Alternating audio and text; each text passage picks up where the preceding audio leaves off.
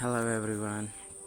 In this tutorial I will perform the H command, which is used for the designing purpose, color, symbols, material, everything available in this command, H command. So first make a rectangle command is RC enter. So now H enter and select the point. So there is H gradient, so from here you will take the point. So when you choose the point, so now come to the pattern. There is I saw other pretty uh, items. So now from here you all choose and preview, see.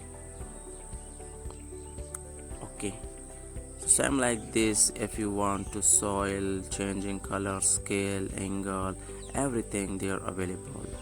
uh, what kind of you want, removing, color giving, everything available there. When project starting, so it will be very useful command. So you can steel showing and tiles, etc., bars, soil, dots, earth, everything here available, grass.